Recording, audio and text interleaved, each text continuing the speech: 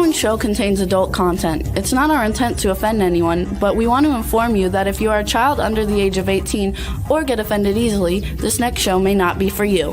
The content, opinions, and subject matter of these shows are solely the choice of your show hosts and their guests, and not those of the Entertainment Network or any affiliated stations.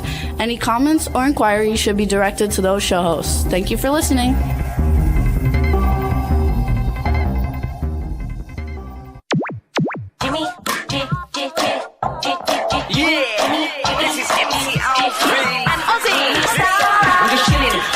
Sitting down and designing, where every man them are thinking, what are we gonna be wearing?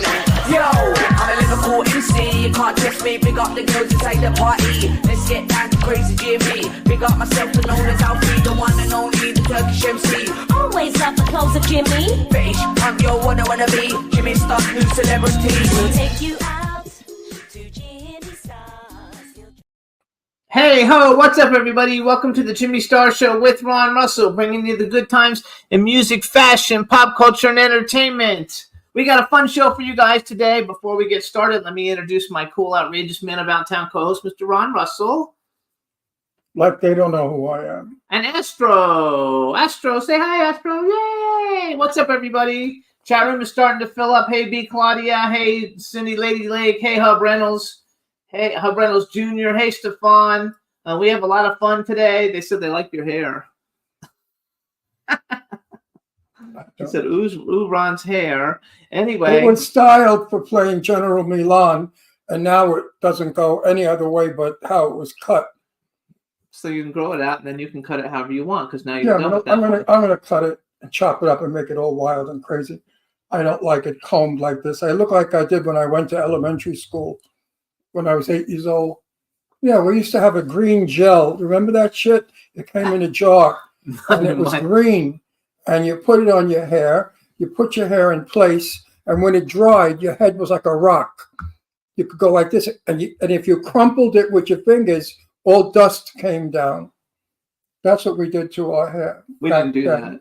We didn't do that. We had mousse and stuff that would do that. But no, I forgot what it was, like a pomade, they used to call it. A pomade. I forgot what it was called. Jubilee, maybe Green Jubilee. I don't know. Dippity doo. Hub Reynolds Jr. says dippity doo. What? Dippity doo. Well, I used to get in trouble a lot because the teachers would tell me to comb my hair, and I would say it is combed, and they would say no, it's not. It's all over the place. I said, well, then you try combing it and get it into. I have a lot of hair. And my hair has a mind of its own. No, but Hub said the stuff was called dippity-doo. Was it Dippity-doo. That's what I was saying. That's what he said, yeah. Dippity-doo. You knew that? How did you know that? You're too young. He knew that, though. Dippity-doo. Yes, dippity-doo. Fuck you. So, you guys, we have a fun show for you today. We have Julian Schlossberg coming on to talk about his new book, which Ron has it over there. Pull it over here so we can reach it. His book is we're going to be talking about. It's his second edition. And I'm so ashamed to say that I haven't read it yet, but I'll explain to Julian why. And I have read a whole bunch of it, so I'm excited about the whole thing. And then we have Mark Loverush coming on, you guys.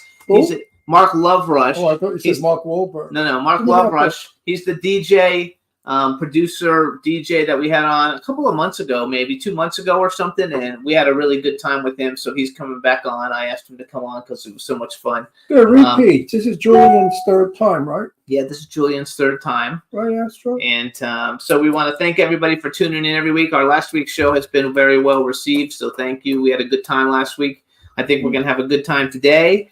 You can listen to the show on Red Circle, Apple Podcasts. Please listen on Red Circle. That's the best for us. Apple Podcasts, iHeartRadio, SoundCloud, iTunes, Spotify, Amazon Music, YouTube, Google Podcasts, Radio Public, TuneIn, Pandora, and Amazon Prime.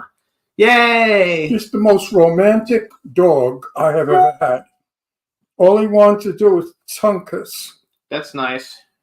Well, just tongue, I don't mind. I love him. I love him so much.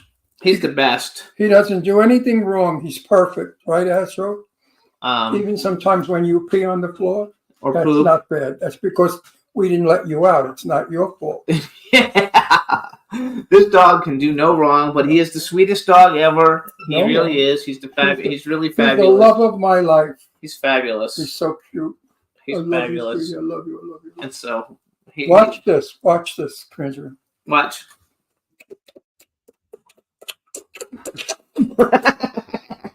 He has to come in and be three-way. We That's call why him we called three-way. it. We nicknamed him Three-Way because he hates when Jimmy and I kiss. He gets so jealous because he wants to be the one kissed. Right, Astrowitz? Yes, I'm going to make you Jewish. You gotta Astrowitz. love it. We also want to say hi to B. Claudia in the chat room. I just want to thank her. She did a favor for me and made a graphic for a future project that we're not talking about yet. But she's so talented and fantastic. So thank you so much for all your help. And thank everybody who promoted the show. It looks like Julian's here, so we might as well bring him on. Yeah, He's got let's another bring him- show at an hour, so we can only have him Who until has Julian. What happened? He has another show, so he has to leave at He booked 3:55. to No, he's got his show. He does Oh, his his show on show. Wednesdays, so oh, that's why we're doing yes, he it. does his radio show on Wednesday. TV show, radio show. So we're gonna He's bring him not on TV now. yet. Well, he does video like we do. Yeah. All right, so let's bring him on. Julian, come. Hey. Oh, you're back. You're back. And the general, I have to salute the general of the Clown Motel. He's got to get louder. Hey, can we make him louder anyway? Let's make him louder. Is your volume up all the way, Julian? It's up all the way. Oh, I now can- I can hear you there. Yeah, Is talk that louder. better? Yeah, that's better. Can our Okay. guy get? Why Anyhow, don't look at you the can- general. Look at Jimmy. This is incredible. What is? He said, "Look at the general. Look at Jimmy. This is incredible. He's back on the show. Come on, get with it." You know I what? like the fact that Jimmy is my subtitles. Yes. This is important. Ron, can you not hear me? I can hear you now. Oh, okay. I'm still sleeping. I had one of those 84-year-old nights, you know, where you sleep one night, next night you don't, and you sleep one night, and next night you don't. I'm going this through is- that syndrome. It's called the old bag syndrome. Oh, well, I'm so glad that you're here and not sleeping right now. Oh, no, but I could. Another guest I would, but not for you. Well, actually, I was going to say, Meanwhile, how are you and what's going on? And I'm sorry to say I have not read your second book yet. I have a hunch a lot of people can say that. Well, that because they didn't know about it yet. They're going to know about it now, and they're all going to read Now, it. now they're I going read a to. whole bunch of it. I didn't read the whole thing because I picked out the What stuff I happened liked. was when we were flying, I fell asleep on the plane. And that's my reading time. And then, of course, I guess as you know from Facebook, I was shooting in Nevada for days, which was exhausting Yes. at my age in the heat, all those hours. Hand me the book, though. I need to And, have the book. oh, wait, I'll do it. No, I'm gonna. So hold on. We have to first. We have We're to gonna introduce him. find No, we're gonna introduce him. Please don't do It's a that. nice book to hit somebody. Okay, with. but all right, you guys. Now we want to welcome to the Jimmy Star Show with Ron Russell, the incredibly talented Julian Schlossberg. Hello and welcome to the show. We have a chat room that's starting to fill up, so please say hello to everybody in the chat room.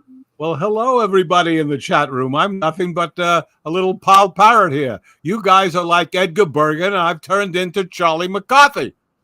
That's good. It makes for a good show. So you Meanwhile, guys- the print in this book is very legible. And I could probably do this book in a couple of hours. And I will. But you know what, Julian? To be honest, I have 3 books ahead of you. Because we have 3 books ahead Wait, of let you. me have it. I need it. What the fuck do you want it for? I need it because you didn't even tell the title of it or anything. We're going to talk about the book. I will tell them. All right, you guys. So Julian is here. First of all, let's give some credits. You guys, he's got 2 Oscar nominations, 2 Primetime Emmy nominations. He's won 6 Tony Awards, 2 Obie Awards, 7 Drama Desk Awards, 5 Outer Critics Circle Awards, and he had his first book that's how we met him, and he came on the show. It was called Try Not to Hold It Against Me, A Producer's Life. It's a good book. It's a great book. We both read it. And recently, I think... Very nostalgic this- if you're from that time of life. And the second book, I think, just came out. When did it tell us when did the second book come out? Just 2 weeks ago, Jimmy, we had a launch at Sardi's in New York. And Elaine May, the wonderful, talented Elaine May, interviewed me. And it was great. We had a lot of laughs. Renee Taylor was there. You guys know Yay. Renee, and Yes. yeah, so it was fun, and I'm happy to have it out. And I'm done. 600 pages, 2 books. That's enough. Enough. I know. I'm Yeah, sure you'll but do your more. show is becoming a big hit. You have Well, some thank great celebrities on your show. Yeah, we've been able to get a lot of really good people, and You bet. How do you get them? Bribery or gunpoint? a lot of groveling. A lot of groveling.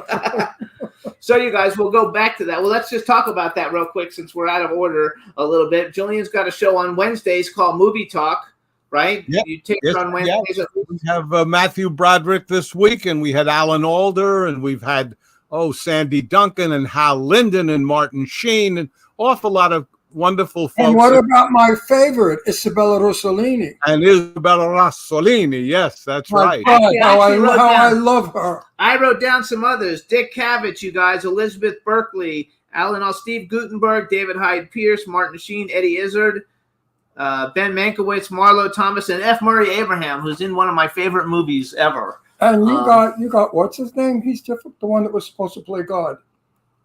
This one is supposed to play The God. Irish guy. With all the sons? With the son that's a junkie. What the hell is it? He just said his name. I'm gone today. I'm not going to be working. The guy that was supposed to play God in the movie you have. You tried. Oh, Martin Sheen. Martin Sheen. He's hard to get. Martin Sheen is not very interviewable. Is that a wonderful word? Interviewable? I know the word, but he was really, I hope you'll listen to it, Ron, because he really was very forthcoming. He was he was taken with the book. He was sent the book. Everyone our age is taken by that book because it's so reminiscent of all of us. I related to so much of it myself.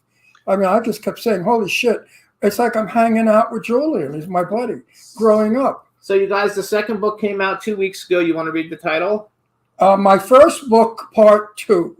Uninteresting A title. Producer's Life Continues. You could have done a better title than No, that. A Producer's Life Continues, because that's part Oh, of the that first one. I like that. By Julian Schlossberg. That I like. I love the way You you know wrote what? another foreword by Elaine May. I thought that was You know what? priceless. My first book, part 2, I don't care for.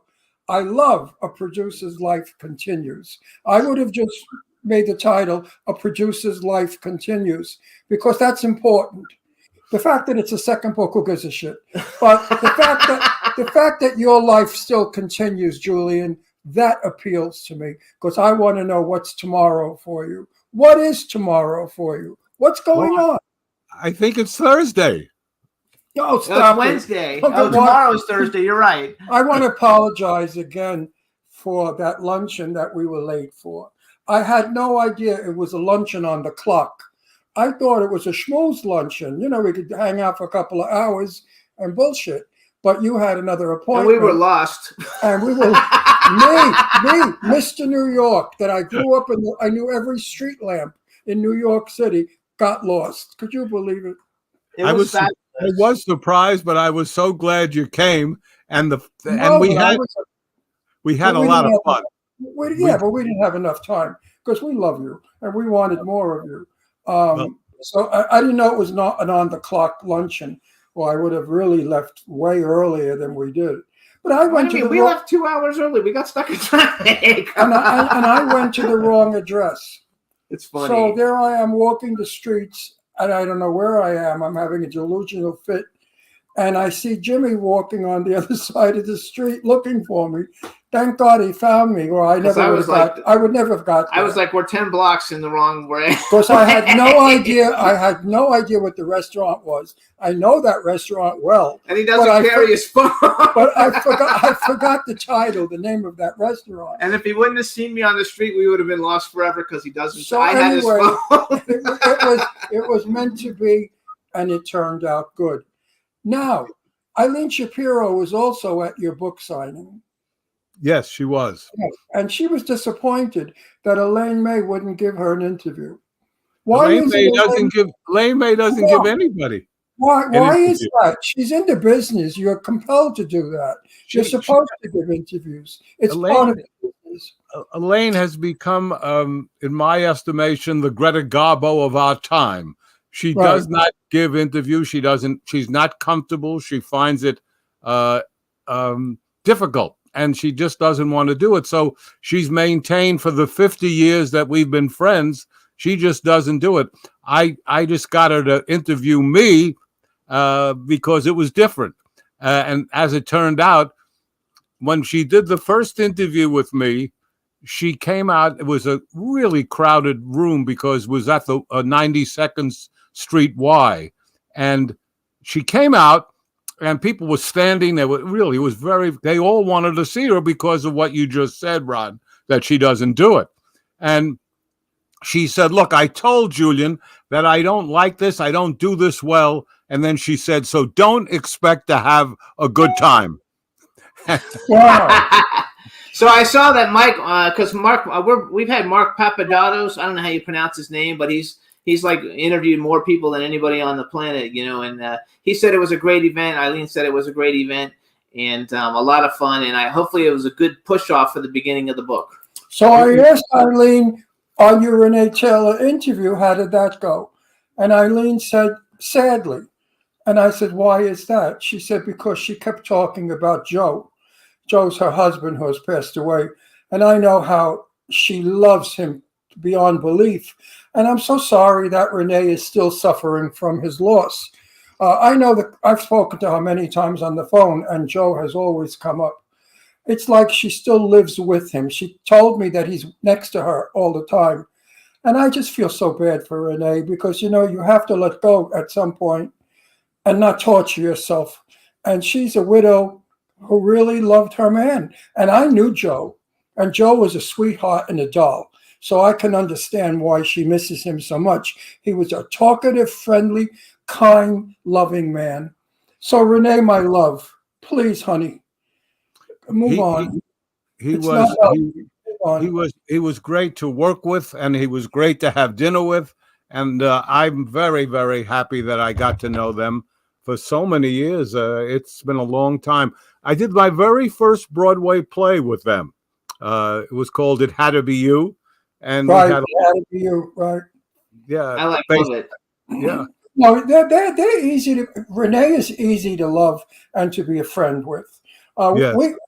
She invited me to Florida to stay at her place for 3 days. That's the Jewish way. 3 days. After 3 days, you smell like fish. I love that. Remember that?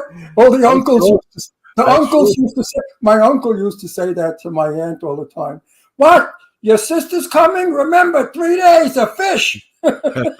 No, I remember that very well. I was close with a very famous producer named Joseph E. Levine, who produced The Lion in Winter and The Graduate and many movies. And I was very excited because many, many years ago, they did a whole full page on me in the New York Post, a story about At Home With, and it was really great. And I called Joe and I said, oh, Joe, blah, blah, blah. And he said, kid, remember, they're wrapping fish in it tomorrow. Only we would understand that. But anyway, getting back to Renee, she's really very, very smart. And like she told, because I said to her, Renee, in the movie, it's a lot of crawling and, physical stuff. Will you be able to do it? She said, Ron, I'm 92, but I've got more energy than a 20-year-old, and you bet I can do it. I said, okay, that's great. So I love her. I love her energy. I love the fact that she doesn't feel old, think old, or look old. Yes, so I'm true. happy. I'm happy with Renee. Very happy. So let's go. I want to go. So the first book. Tell everybody a quick summary of the first book. Wait a minute, I wanted to make a point. Oh. Jimmy was funded. My movie was in a package of 4. Jimmy was funded for 3 that he's going into production for. My movie was not. When I questioned it, I was told, your movie is about a Jewish woman who's a hero. Right now, that's not what the public wants because of the anti-Semitism. And I was blown back. I thought, oh my God, what am I listening to? 1940? Nazi Germany? What the fuck is going on? What do you mean? They said, well, it could cause riots in the movie theater because people will, protest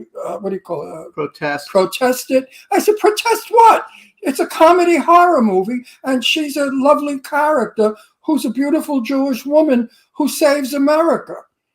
She's a hero. They said, yes, but right now, that's not what people want. I said, well, what do they want? Me to have the Nazis come in and make tattoos out of her? What do you want? You want to put her in a gas chamber? Will that make the movie work? I mean, I was furious. So anyway, the movie did not get funded because yet. But Jimmy's got somebody else now that's possibly going to do it if they get approval. It is amazing what is going on in our country against Jews. Why? What the hell is this all about? Where are we? Are we going back in history? Are we getting crazy or what? And I'm going to do this now. Being Jewish and Jewish people are the nicest people you will ever meet in your life. You go to their home, they feed you, they love you, they make jokes with you, they call you mishpucha, no matter what you are, black, white, yellow, green, red, blue. Jewish people are fabulous. And stop this anti-Semitism and stop this hatred for Jewish people. Stop it. And support Israel. Israel was attacked. They did not attack anybody. They were attacked. And all Israel is doing is defending themselves, which is what any country would do. I've said it. Good. I think if you're elected, I'm voting for you. I wish you know what, Julian, I wish more people, you know what, my father always said, Hitler got away with murder because Nazi Germany, the Jews were so afraid to come forward, they hid. They should have gathered in mass and fought the Nazis. So they're doing it again in this country. All the Jews are hiding. They don't want to come forward and defend Israel or their religion. And I think that's terrible. Every Jew I know should come forward and say, stop this. This anti-Semitism it's not allowed in America. We do not do this here. We do not, if we did this with black people, if we said the things about black people that we say about Jews, I would be called a racist, be put in jail, and Harris would be the first one to shoot me. What happened to my book? I know, we're going back let to me your tell book you something, now. Julian. Because actually you have a lot of great Jewish people in your book. Julian, we have a very diversified audience. Our audience gets bored if we go on one subject for a whole time. So we are a conversation show, as you know, and I get an opportunity to say what I want to say because I can, and I do. And because of my movie, it segued into this big speech. But I just feel like I have to do something about it. I can't sit back and be persecuted. And my work is called, I don't know what. How would you like it if they said, don't buy Julian's book, it's full of Jews? It's full, and your book is full of Jews.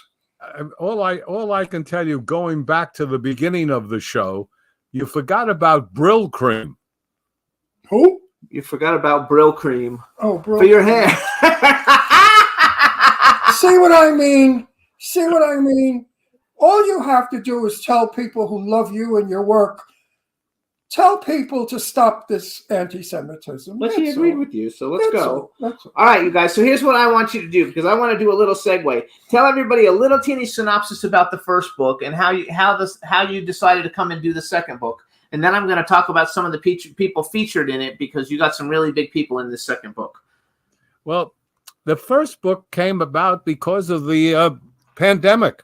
I was unable to do what I like to do, which is to create or be part of a production. And as you guys know, whether it's a film or television or theater, there's a group of people get together, try to do the best we can to produce something. And to have nothing, I just was, so I thought, well, all my life, people have said to me, oh, you ought to write a book, which, of course, is a sentence I'm sure we've all heard a million times. I hear it constantly. That's right. And so I gave the answer that I know you give. Maybe one day I'll do it, and that's that. Well, that was the day I decided, okay, let me see if there's enough here for a book. And I started, the brain is a computer, as we've been taught. And you start thinking of what happened with this one and that one, and it leads to something else. I mean, I know that Ron will talk about Jane Russell, then he'll get involved with Bette Davis. I mean, these things happen. Our brain works that way. And so I started writing about this kid, me, who grew up in the Bronx, who loved show business, who had no connections to it, but grew up on radio, listening to radio, which was so wonderful because you didn't have it spoon-fed to you. You had to imagine you're on the range with the Lone Ranger. You're walking down these stairs to Jack Benny's vault. I mean, it was great. And then in a sanctum, when that door squeaked. Oh, that door. Oh, my God. Welcome to the inner sanctum. Oh, my God. I used to get under the covers. And lights out. Remember? Lights out. I remember lights out. So I also was lucky enough to be living in New York at that time when early television was emanating from New York City. And I would go down and become an audience member as a kid. You weren't afraid of a 9 or a 10-year-old to go downtown and to see Perry Como's dress rehearsal, guys. They gave tickets to Perry Como's dress rehearsal.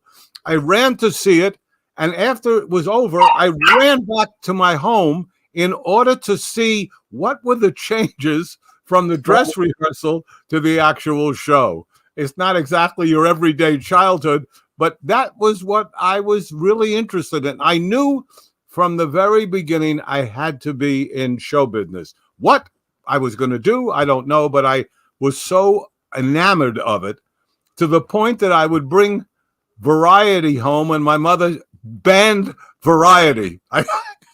She said, I want you to be a doctor, a lawyer, a dentist, not in show business. So, of course, I bought Variety outside the house, not inside the house. So Variety's been around a long time. Oh, yeah, since the 20s. Oh, yes. Oh, my God, yes. Yeah. Since the 1920s. My mother used to buy Variety when she was an actress back in 1918, 1920. Yeah, it's been around a long time. And long time. And I couldn't believe that there was a whole paper devoted to show business. And so that was very important to me. And so I kind of tell the story in the first book about that. And Ron, the reason I called it my first book, part 2, was that it really is an extension of the first book. In other words, there were more stories that I hadn't told.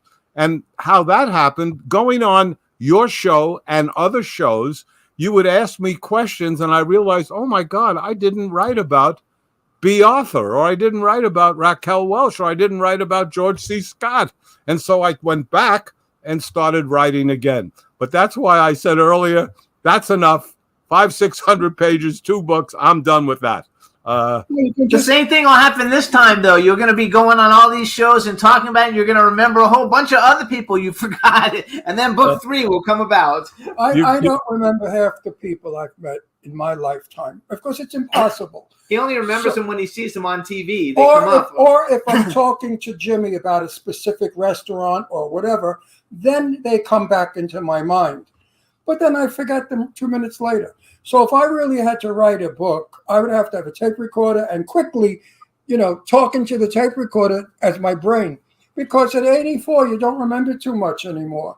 You forget. Jenny, because we're contemporaries, generally you remember the past more than current. You know what? When I went on set, I said to Jimmy, if it wasn't for the earplug, I would never be able to have lines. Jimmy fed me some of my lines that I would forget. And it's terrible because I would read the line and then they're ready to shoot and the line is gone, completely out of my head. Yes. Well, So we both know this is not unusual when you get older, number one. Brando used to have cue cards. They would hold up during The Godfather, Jimmy Caan, Bobby Duvall. They'd hold it up. I mean, Orson Welles had same thing. I mean, a lot of the fine actors that we knew had that problem. And many of them are using, as you just said, the earplug. Robert De Niro uses earplugs. Meryl Streep uses earplugs. Johnny Depp earplugs. A lot of people use cue cards too. Because we've been on set with them and seen them. The list goes on and on and on and on. And I'm wondering, why is it I can remember trivia, but I can't remember anything important? That's what baffles me. Why is it trivia? I could remember the most minute, stupid, insignificant something, but not something important. That is interesting. I don't know what the answer is, but I do know that we know so little about our bodies and our brain. They're still turning things out. I remember I was doing a play that I produced with Woody Allen, and his father died at 100 and his mother at 98. And I said, "Oh, well, Woody, you're looking good. This is going to be great." It's only 20%. Look it up. 20%. That's all it is, the genes. I thought, what? And he was right. I looked it up, and I always thought that longevity was really big in hereditary, but it's apparently not. So who knows? Because I'm adopted and I don't have any idea. I don't know about that because I have a friend, my friend Perry Winkler, who's 103. She just turned it a couple of weeks ago. And Perry has a very, I think her mother lived to be like 1,000 or something. I mean, a long longevity in her family. Now, Yes. her daughter, her husband, who you might have known, Jack Borganet. Did you ever meet Jack Borganet? No. He was a very big shot in New York, multimillionaire. He was the first person to make dresses for children that Yes. weren't adult clothing. It was children's clothing. And he lived to be 102. So Perry's 103, Jack is 102, and their daughter Nicole is up in her 60s and looks 40. So I think Nicole is going to have a long life. So Well, I'd bet on Nicole too. I think there's something to I it. love it. I think that So in the new book, so the first book, you guys, first of all, has great stuff. Everybody should go buy the first book, read it, and then go buy the second book so you can find out. he writes He well, writes folks. extremely well. He doesn't write flowery, and he doesn't write cute or like you figure it out. He just blurts it out. It's like a yenta. That's what I like. So He in just tells the story. For those of you that don't know what a yenter is a gossip, a person like me who tells stories about other people. And we're yentas. And that's So- why I love the book so much, both books, because they're fun read. I hate a book that I have to stop and think about the page I just read because I didn't get it. I hate that kind of writing when that's what is it called when they try to be super smart and they're not. You know, the stupid people. What is it called? There's a word. Supercilious. But that's good. But you know, they try to impress you with big words and like 5 big words in a sentence, and you say, "What the fuck?" You know. So, No, your books are fun read. so you guys, Wait a minute, and for those of you who are East Coasters and in our age realm, will remember so much of what Julian has written that he brings you back to when you In were a time. child. And that's what I enjoyed so much about the book. Because today I live in today's world, which doesn't accept me because I'm old. And they make fun of me and they kid around about my age and things I say. Also, the way I speak. Some words I use, they say, nobody uses that word anymore. That Betty Davis did in Now Voyager, you know, that kind of thing. So your book just brought me back to a lovely time. It was, I loved it. so I can't wait to read the second one. So you guys, in the second book, here's some of the people, and I know all the people that it's featuring some of the following, except for one of them.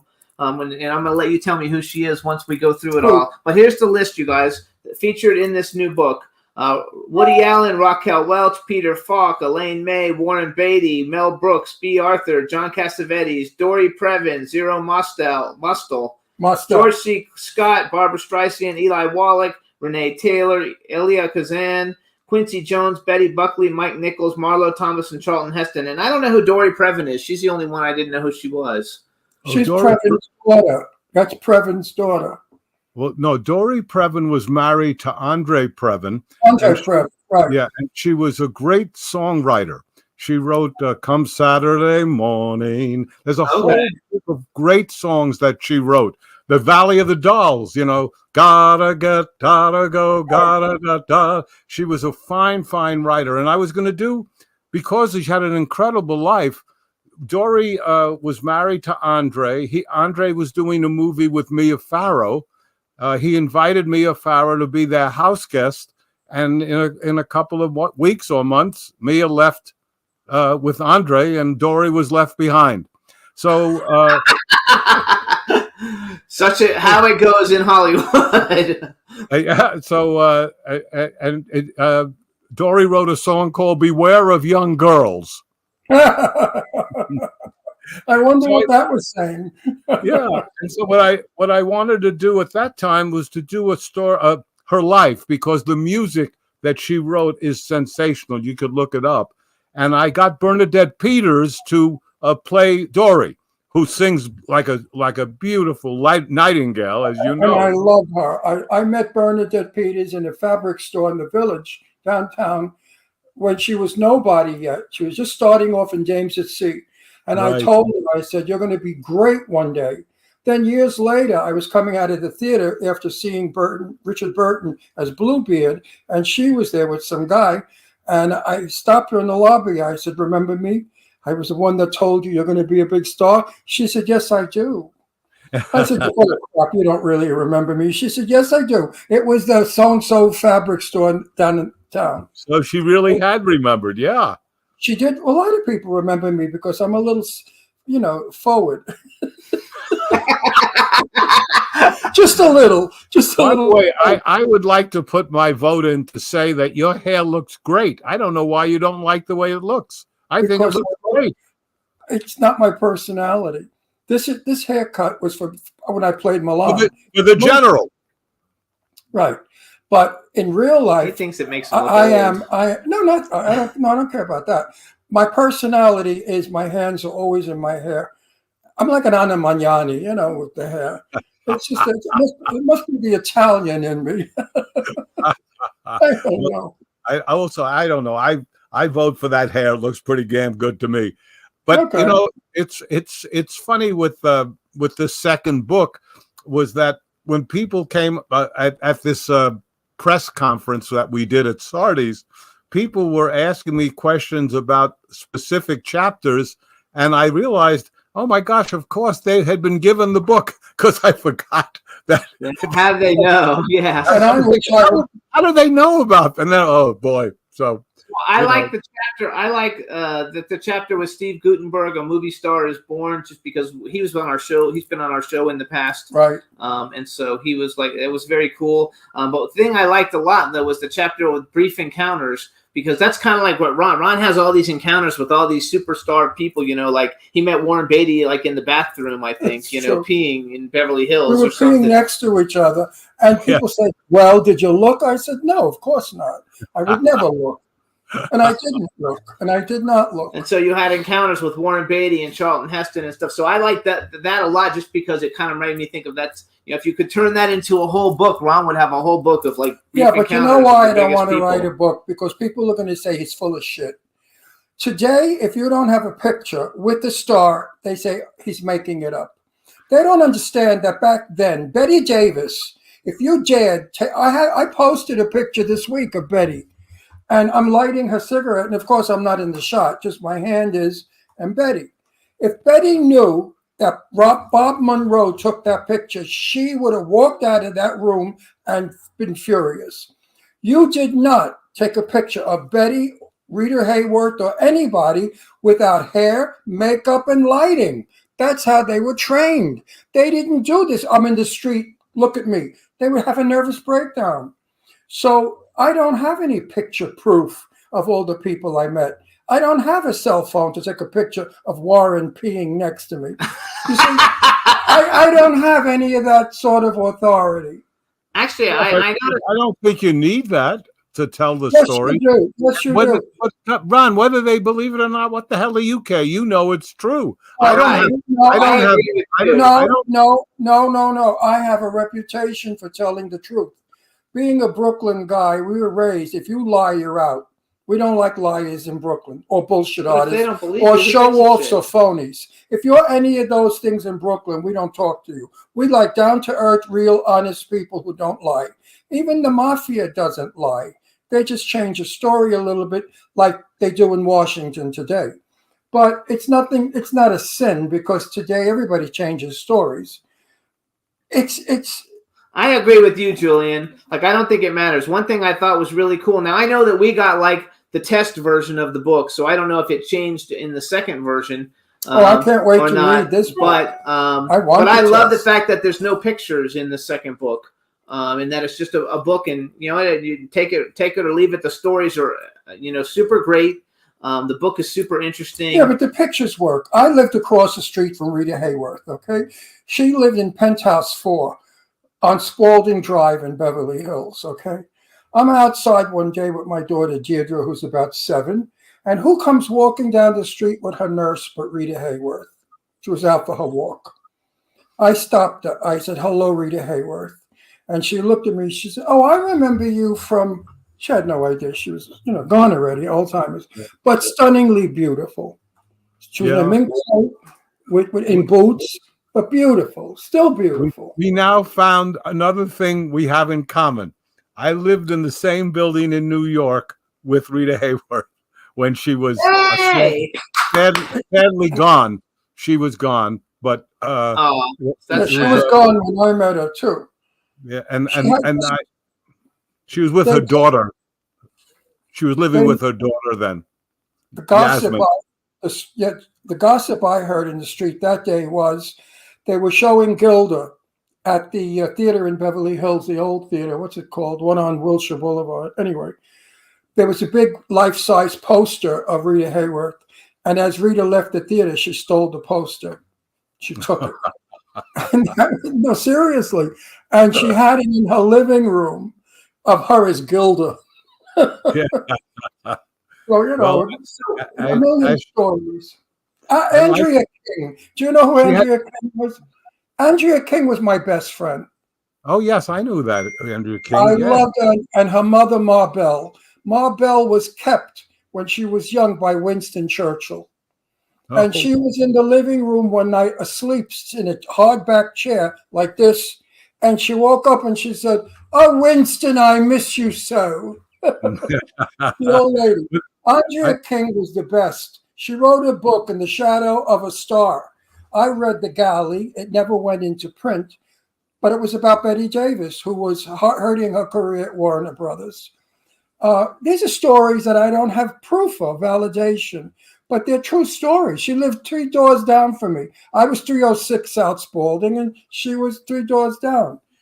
And I say write the book, and the hell with anybody else. It's your story. You know it's true, and you should do it. You should do it, and if you want, send me a chapter, and I'll give you a note or 2 if you want. I have 3 movies coming up, and I'm in development right now for O Negative. O Negative, I play a gay vampire who is raising his daughter and teaching her how to be a vampire. Wonderful script, by the way. It's like Wizard of Oz. I take her to an enchanted land. I love the script. I love the part. And I want to play the part dead. I want to suck your blood. I don't want to be the typical vampire with the shadowed cheeks. I want to be a dead person who speaks dead. Because when you're dead, you do not have any emotion whatsoever. You simply just speak. And I'm going to cultivate this character. And I work. He's going to write the book eventually. That's what he's telling you. He's not doing it right now because we do have a lot on the plate. I doubt it. You know why I won't write it? Because if I keep it Hollywood, it won't be many pages. And if I bring in my life, I have to bring up names of people who won't be happy. They won't be happy because of the stories that are connected with their names. But they're all dead, so it doesn't matter. They're not all dead. Oh. No, they're not all dead. Anyway, let's go back. So first of all, Julian, where do people go to get your book? And you guys, Julian's website, too, to find out more about him is julianschlossbergproducer.com. Who is a sensational person and a great friend, and I love him. So where do people go to get the book right now if they want I'd like to let you guys know that not only is it in paperback and on Kindle, but I recorded it. I read it myself. So there's an audio copy, audio book, and it's all on Amazon. I mean, what isn't on Amazon? Everything is on Amazon. That's very smart, though. So I actually work with an audiobook company, and it's very smart to do it in your own voice as opposed to having. That I felt, gee whiz. I mean, I don't want to hand it over to somebody because they don't know what I'm trying to really kind of talk about Expression, it. your Yeah. expression. Exactly. Thank you for my subtitle again. So that's Yeah. good. No, I Anyhow, love it. No, we drove to Nevada 6.5 hours. And we drove home from Nevada 6.5 hours. How wonderful would it have been for me to snap in your audio book and not have to listen to Jimmy, but you for 6 hours? 6.5. Yes. Well, 6.5. That's what we do with audio books when we're driving. They're the best thing to have. My They friend are. Barbara Rosenblatt. You know Barbara Rosenblatt? You know the I name? don't. She's No. the queen of voiceover and audiobooks. She's got recorded and won awards for more books than She anybody. did Barbara Streisand's She book. did Barbara Streisand's book. And I listened to, I mean, Barbara has a voice. Oh my God.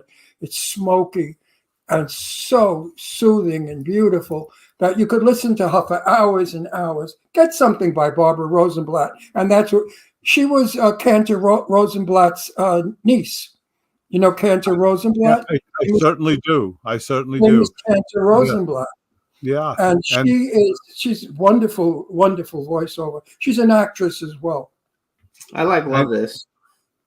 I So, have you know, to say, Go ahead, Julian. It's Rosenblatt with one T. Go ahead, Julian.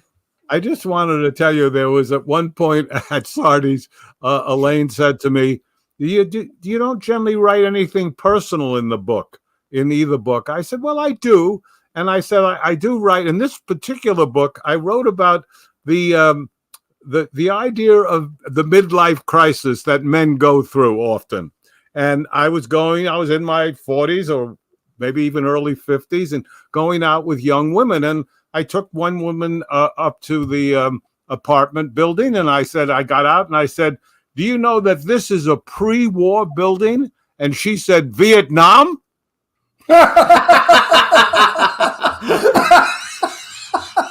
How young was this chick?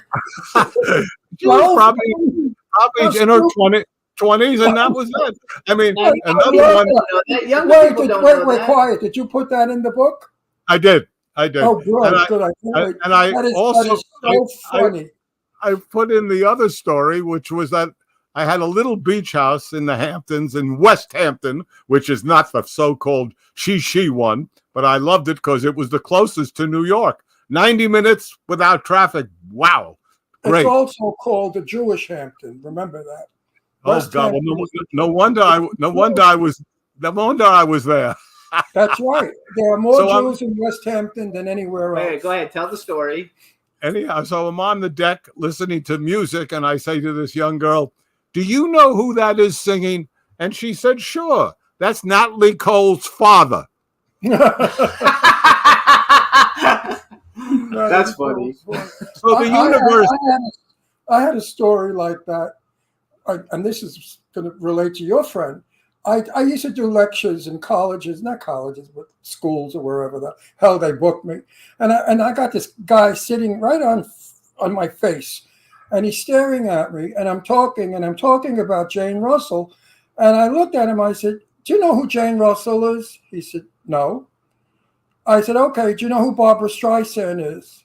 No, but I've heard of her. And I just thought to myself, get out of this room as fast as you can because you're blowing smoke out your ass. These kids don't know who the fuck you're talking about. And they're contemporary people. They weren't like my mother's Valentino and Anita Naldi. It wasn't those people. They're current. You know, Barbara Streisand. You don't know Barbara Streisand? I mean, you got to be good. You know, one of the things that people don't talk about in the silent movies, they really did some very kind of raunchy stuff that they got away with. If you ever look at the original Hunchback of Notre Dame with Lon Chaney, when they have the hunchback, they put him in kind of the place where they put your hands in and they're flogging him. Stockade, thank you. And the camera pans to women and men kissing, watching him being flogged. So, you know, it's a reason the code came in. It got a little crazy at one point, and they had to bring it in. Jane Russell and I spoke about this. I think it's in the interview. I'm not sure. And I said, do you think had Howard Hughes lived, he would have had you naked or something? And Jane said, oh, absolutely. She said, Yeah. thank God for the code. Because she said, if there wasn't a code, they would have had me doing all kinds of things. Oh, yes. So a lot of actresses were happy that the code was there. Did you know that you were not allowed to be in bed, a man and woman? They No, had to have one foot on the floor. As long Yeah, as you and had one that's a, foot on and that's a married couple. married that's a couple in the movie. That's how Yeah. strict they were. Yeah, we always My watch Turner Classic my Movies. They always have grandfather- two beds. There My- always in two when beds. my grandfather caught my mother at the Astoria Studios with my grandmother, my mother said a war broke out because my grandfather was Neapolitan and with a wild temper. He got my grandmother, he threw her across the room. If you ever bring my daughter with those putane, those whores, because in Hollywood, that's all they are. My daughter's not going to be a putana. He made such an issue out of it because my mother was an extra at 10 years old in a movie. Where the hell was he coming from? So back then, they could get away with anything. Rudolph Valentino, who was gay, and Lovers with Ramon Navarro, they kept it really quiet. It never got out. No. Back then, Right. private lives were one thing on the screen. There was plenty of gays. Look at that gay actor. I forgot his name. Very gay, openly gay back in silent movies. Very rare, as you said. You know, in the Son of the Sheik, Ron and Jimmy, Yes. in the movie The Son of the Sheik, Valentino takes this actress Agnes Ayres, and he Right. kidnaps her and takes him to his tent because he's a sheik. Right. And the card comes up, "Why have you brought me here?" And the next card, he goes, blah, blah, blah, blah, and the card comes up and says, "Are you not woman enough to know?" Right.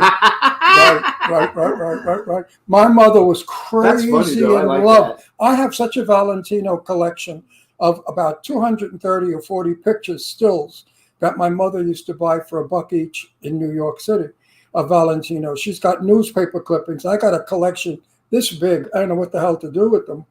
But I go, last year I went to the Valentino Memorial at the cemetery. Yes. And then to an Is that- after party.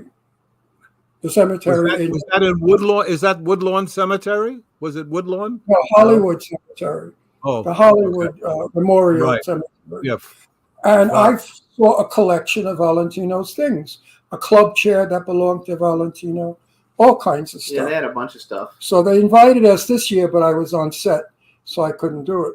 But yes, you're right. Back then, there was anything went. Yeah, it was Lois true. Swanson, she often spoke about that. So hang on one second because we've only got a couple of minutes. So I Oh, wanna make sure we get Julian, all where this the hell stuff are in. you going? So he's going to do his TV show. So first of all, tell everybody, how do they see your show? It's called Movie Talk, and it's the same show you used to have many years ago, and you brought it back. Tell everybody, Yeah. where do they see Well, it? And you Thank see what, you. a good yenter he is? That's Well, how first- he is on the show. First of all, I want to thank you both for your friendship and the laughs Love that you. I We love you, my favorite Yachner. You're my favorite Yachner. all I know is that I laugh. I knew I'd be laughing from beginning to end, and I did. Now, Well, me too. let's see. The question was asked. What's on? Oh yeah. Well, like you guys, we're on Amazon, we're on Spotify, we're on Pandora, we're on Pandora, and iHeart, Audible, in your They're ear. going your sister's ass, everything. Yeah. Yes. Wherever podcasts are podcasting, I guess. Anyhow, Remember guys. that years ago when And we what said- about the video? You have videos on YouTube, right? Yeah, video. Oh, Jimmy, honestly, I really should hire you to really work with me because I need you to. Videos are on YouTube, you guys. He's also on Red Circle. If you listen to him on Red Circle, he can make some money, you guys. So listen to him on Red Circle or Apple Podcasts. He's got great guests, great insights, and it's very cool. You want to get his book, My First Book, Part 2, A Producer's Life Continues. On Amazon, you guys get the first book, Try Not to Hold It Against Me, A Producer's Life, so you can get them both. But they really do have great stories. They're very well put together. And if you really like old Hollywood and old Broadway and stuff like that, these are really the books for you. You know, Don't use the word old. well, if you like past life, well, Broadway from the If past. you just like the history. Oh, history, that's good. I like that. History. Old is not. Old is an ugly word. If you like the history of Hollywood, then like you like this show, because a lots of times I talk about the history of Hollywood. Well, Julian does it with his guests. If they're old or elderly, he gets that kind of a story. But most of them, you know Oh, we what? gotta go. He's gotta go. I missed the Isabella Rossellini one, and I adore her, love and worship her. She's fabulous. I want to listen to that one. How was she? I'm sorry, I didn't know who you Isabella were. Rossellini, how was she on your show? Isabella Rossellini. Oh, Isabella. Oh, you'll love her. She's so terrific. We talk about Ingrid Bergman, her mom. We talk about Roberto Rossellini, her dad. And I didn't realize that Rossellini actually gave Fellini one of his first jobs. So yeah, I found out a lot of interesting things about the history of it. You guys are great, but I have to go do another show. And I know right now it won't be as much fun as I just had. That I know. Good. Will. Good. Thank you so much, Julian. Bye Julian, bye. I'm going to call Congrats. you. I'm going to call you. I have to talk to you about a few things. Please All do. right, bye. Please do. And I'll call Bye, you guys. General, sir. Sir, Yeah. General. Bye. Yeah, okay. Yay! Bye bye, Julian. Thank you. Bye, Julian. Stay well, my friend. What a cool guy. Yep. You guys, in the book really is good. So I think you'll enjoy it. Chat room, some people joined us. I'm not sure who because it went so fast, but thanks everybody for saying all the different stuff and how much you love his stories. I'm not sure who I saw. I think I saw some people jump in there, but anyway. So now we have a few minutes. We can take a few minutes. Actually, let's take a little break and let's play a little music video. I have to mess my hair. I can't stand looking Okay, at mess it. Okay, mess it for everyone. I like it messy too. So you guys, we're going to play Chaz Robinson. He was a guest on our show a while, actually many years ago, but I just found this video and I thought it was fun. So this is Without You, Chaz Robinson, and we'll be back in a few minutes. Enjoy.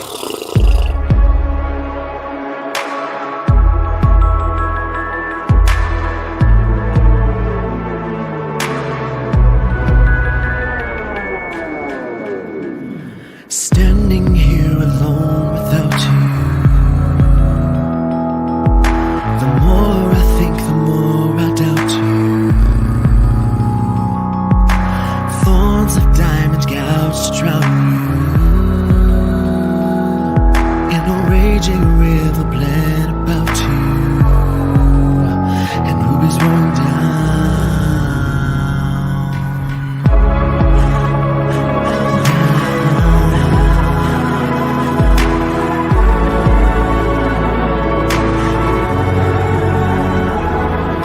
The more I think I am without you, I realize I have allowed you to break the cement now shrouds about you. I'm standing here if just to doubt you, as if to damn me so. Our demons let them go.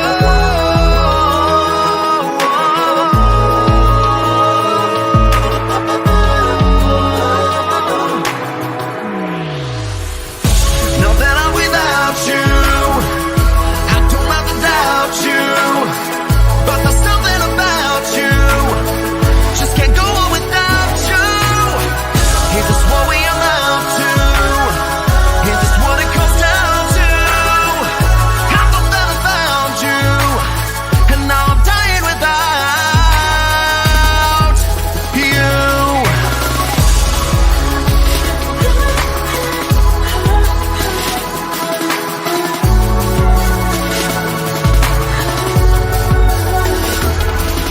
Blankly clouding there about you. Veils of darkness now surround you. Haunting faces glad about you. In a prison barred by sounds confound you. And now they claim it's so. But never letting go.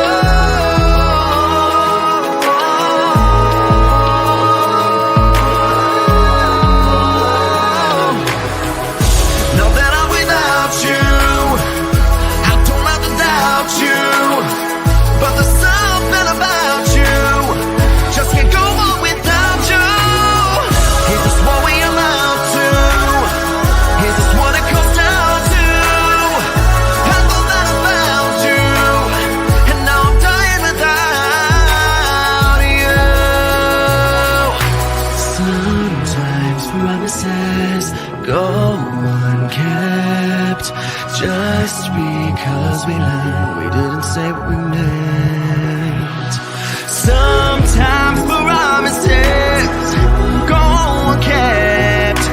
Just because we learned we didn't say what we meant. We didn't say what we meant.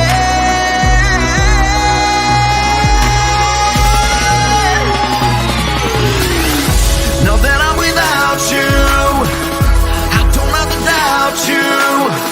But there's something about you, just can't go on without you. Is this what we amount to? Is this what it comes down to? I thought that I found you, and now I'm dying without you. Standing here alone without you.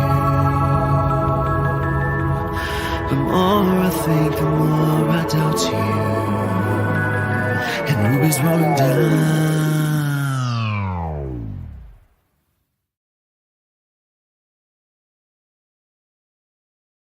Hey ho, everybody! So that was Chaz Robinson. Without You. He's actually a great artist. His album is great. You guys should check it out. It's on Apple iTunes, or whatever you call it. There you go. So what's up, everybody? We got a really fun guest. He's coming on in a little bit. He's not supposed to come on till 1:10. He's the DJ producer. Last time he was on, Ashley Paul was on with him, and I was thinking that maybe we would play. Why are you out of camera range? Look, you're not in. I am in camera range. There's too much of my left. Oh well, there's nothing I can. That's just because of the way the chairs fit. I can move this up a little bit too. There. So my head doesn't get chopped off. Either way, so you guys, last time we had Mark Loverush on. He was on with Ashley Paul, and they had a big hit song. The name of the song was Hearts Up. We're going to play it for you, and he'll probably be coming on right after it comes over. I hate this hair. I'm going to get a scissor right now and cut it on the air. So enjoy, you guys. This is Hearts Up by Ashley Paul and Love Foundation, which is Mark Loverush. Enjoy.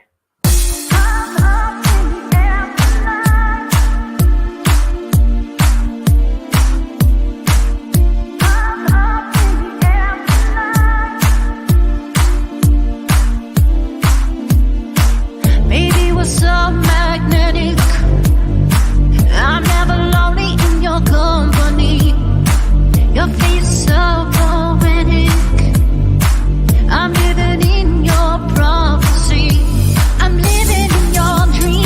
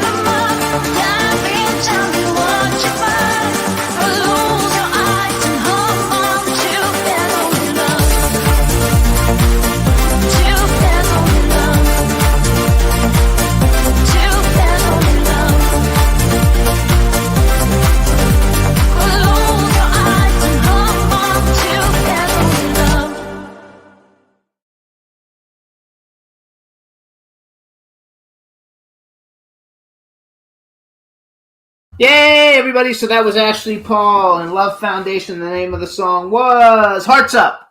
And in a few minutes, Mark Loverush is going to come on. Your hair looks nice like that. I like it when you make it all messy. Yeah, but it's cut wrong. It has to be recut. That's okay. It'll be recut. No matter what happens, it'll go back to where it was. See? That's funny. You got to love it. All right. It's cut that way. So now we're going to bring A good haircut, by the way, you never have to set. A good haircut, because I used to be a haircutter and a hairdresser. A good haircut, you just wash your hair, do this, and it becomes a hairdo. I'm losing all my hair, so mine just does whatever. Well, you could say, well, it's not that bad, or you could say, you don't care, or something instead of just well. You know what? In every relationship, there's a beauty. I know. No, we're not doubting that. Everybody says you're the beauty, so Get I'm out not of here. worried about that. You're beautiful. I love you. You're so handsome, It's Jimmy. just it's going away, and there's nothing I can really do. You know what? So, You're going to look handsome bald. I don't care. I don't actually care, because I'm not.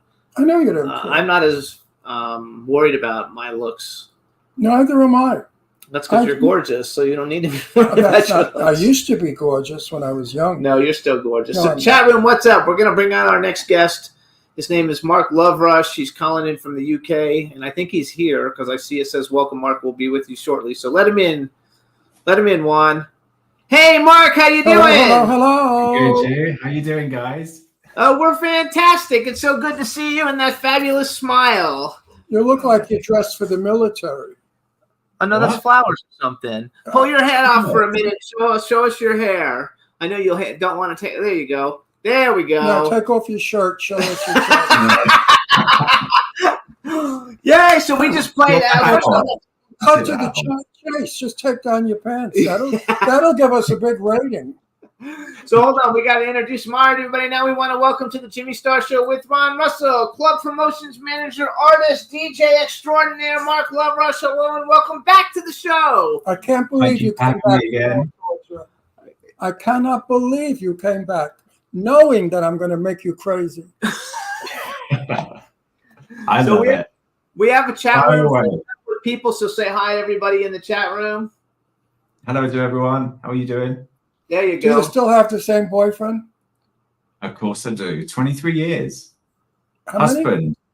23 years husband. Oh, 23 years. Good for you. Actually, his husband's coming on in like 2 weeks. It's time to cheat. No, his husband's He's coming coming on on in 2 weeks' time.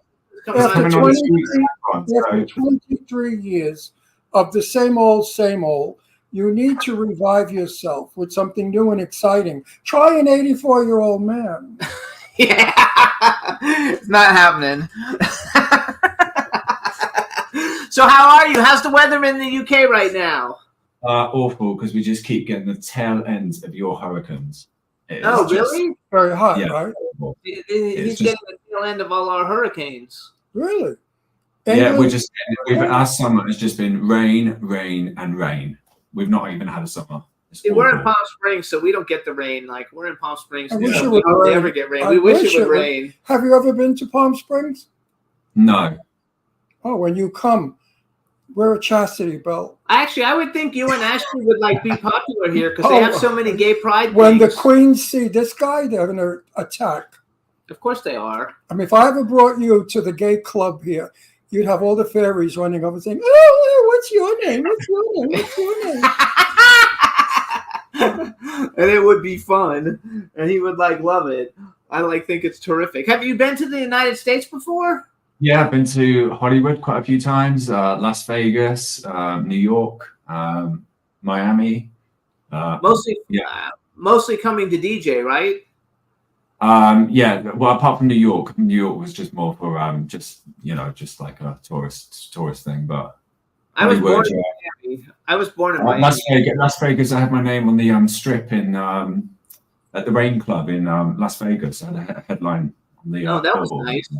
Yeah, really I good. like that. So my first big DJ festival thing that I went to. I went to the festival. I don't even remember what it was called, but then they had this thing called the Dance Star USA Awards, and they had all the biggest like Paul Oakenfold and Bunny Rabbit in the Moon and all these cool people, and we had the best time ever. I was with my friend Ozzy, who's also from the UK, and we walked the red carpet with Carmen Electra and Nick Carter from the Backstreet Boys and Dave Navarro and all these like fun people. But it was a blast meeting all the big DJs. I didn't really know who they were until I went there. Now afterwards, I found out what a big deal they are. But what are some of your favorite DJs? Well, Paul Oakenfold signed my first record. Oh, that's a big deal. Yeah, he signed it with Mark Coleman from Soft Cell. Oh yes, Tainted Love. Yeah. Tainted Love, Mark Coleman. Rodney Stone, who came here with his girlfriend for dinner. His son is a famous DJ. Okay, what's his name? I don't know. Okay. Yeah, it's not his father's name. He's got some weird name, but he travels all over the world as a DJ. Very famous American DJ. So what do you like better, doing DJing like live in front of big crowds or being in the studio and just reworking everybody's... Not so much DJing anymore, kind of like more producing and obviously doing the kind of like background stuff, kind of like basically promoting the stuff that, we're doing with Ashley Paul and Love Foundation. I think that's more thrilling for me to see the rewards from, getting the response of what the feedback. I mean, since Hearts Up, it's just been mental. It's been absolutely... If ever you get bored with being a DJ, I can get you in a club in a Speedo dancing on the bar. I bet you could. and you'd make a lot of money. A lot of money. Actually, in the chat room, they're asking, have you heard anything about Felix John canceling everything due to his health? That must be a famous DJ. I don't know who that is, though. Oh, Felix Shahar. No. I mean, I work in club promotions, so I do a lot of like promotions. I promote people like Calvin Harris, Gorgon City, all the top artists and stuff. But I don't, unfortunately, get to meet them. Oh, Calvin Harris was at that thing that I was at too. Paul Van Dyke, Paul Oakenfold, Calvin Harris was there. I don't know. There was a bunch of cool like DJs. Are you married? Are you married? Yes, he just told you for 23 years. Listen, are you him? When I talk to him, why do you answer? What are you, the puppet? Because he just told you he was married for 23 years. There's a joke behind it, you silly fruit. Oh, okay. Are you married? He blew the joke. There's no point.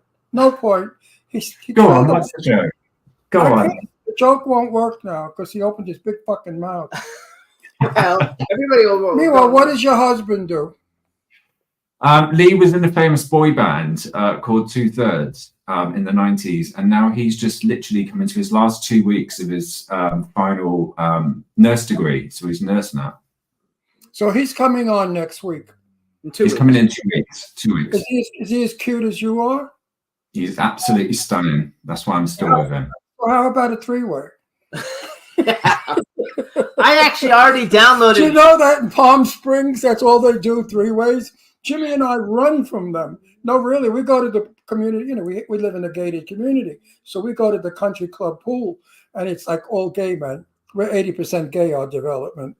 And they all are kissing, and oh, my God. They're all like swapping and doing all kinds of shit that we don't do. We're like outcasts. Yeah, we're like outcasts, but no, his husband is cute, and I already downloaded two thirds videos that we're gonna play when he comes on the show, and getting. I'm happy that you're still in love after 23 years. Well, I think I can't remember if I told you before, but that basically when I was like 15 was when Lee was out as a famous pop star, and I kept seeing him in clubs, but I was a bit too young. So when it got to my 21st, I think I told you the story. When I got to my 21st birthday, we met in Heaven nightclub on my 21st birthday, and we've been married ever since. So are you jealous of him? No, not at all. There's no jealousy.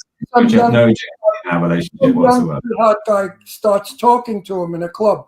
Do you get involved? Do you get in between and say, "Hey, back up"? No.